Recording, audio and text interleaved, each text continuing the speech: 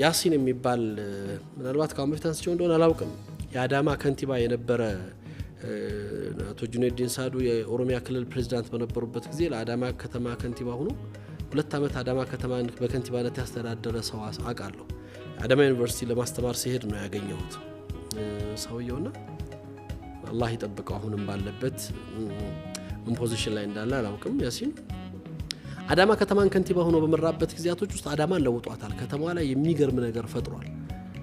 ቤት እንኳን ሳይወስድ የቤት መስሪያ ቦታ ልክ እንደ አንድ መንግስት ሰራተኛ ከከተማዋ ዳር ከዩኒቨርሲቲው አጠገብ ነው የሱ ቤት። አሁን እሱ ቤት አርፍ ያውቃለሁ ከዩኒቨርሲቲ ለዳዋ ሂጄ ምሽት ላይ እና ምሪቱ ከከተማው ዳርቻ የተወሰነ ሺህ ብር ተከፍሎ የምትሰጥ ምሪት ነው። በወቅቱ ከተማው ላይ አይደለም ቤት የሰራው ህንጻ አይደለም የገዛው ምናምን ያነጸው ከተማውን በማስተዳደርበት ጊዜ የአዳማ ከተማ ነዋሪዎችን የሚለውጥ ስራ ሰርቷል። ለድሆቹ ጠበቃ ቆሟል።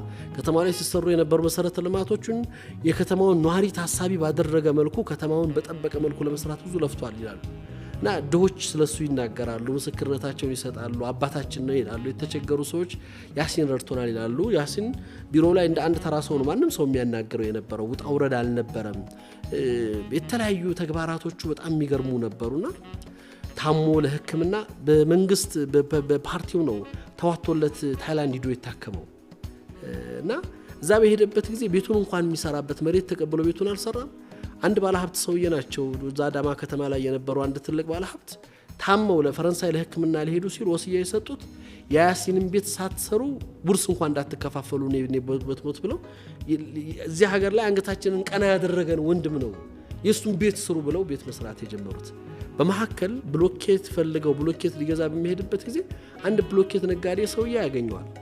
እንዴ አቶ ያሲን ነው እኔን ታገኛለህ አላውቅም እንዴ እኔ እኮ አንተ ባለ ውለታዬ ነህ ምን አድርጌልህ ይሄንን ዛሬ የምታየውን የዚህ የድንጋይ እንትን ማድረጊያ ማምረቻ የብሎኬት ምናምን ማድረጊያ እነዚህ ሁሉ መኪናዎች እኮ ባንተ ነው ያገኘሁት ክሬሸር አለው ምናምን እንዴት ውለታው ለህልኝ ምን አድርጌ አይ ጨረታ አሸንፌ አጽድቀህልኝ እንዴት ታዲያ አሸንፈህ አይደለ የፈረምኩልህ አያቱ ያሲን የዛን ጊዜ እኮ ማን ይሰጥ ነበር አንተ ስለሆንክ እኮ ነው አንተ እኮ የልጆች አባት ነህ 2 አመት ፈለኩ ከስልጣን ወርዷል ከተባለ በኋላ ቡና ቤት ብሄድ አላገኝ ጫት ቤት ብሄድ አላገኝ የት ላገኝ የኔ ባለ ውለታ ነህ ያንተን ቤት የምጨርሰው እኔ ነኝ ዛሬ ያለሁበት ቦታ ላይ እንድደርስ ያደረከኝ አንተ ነህ።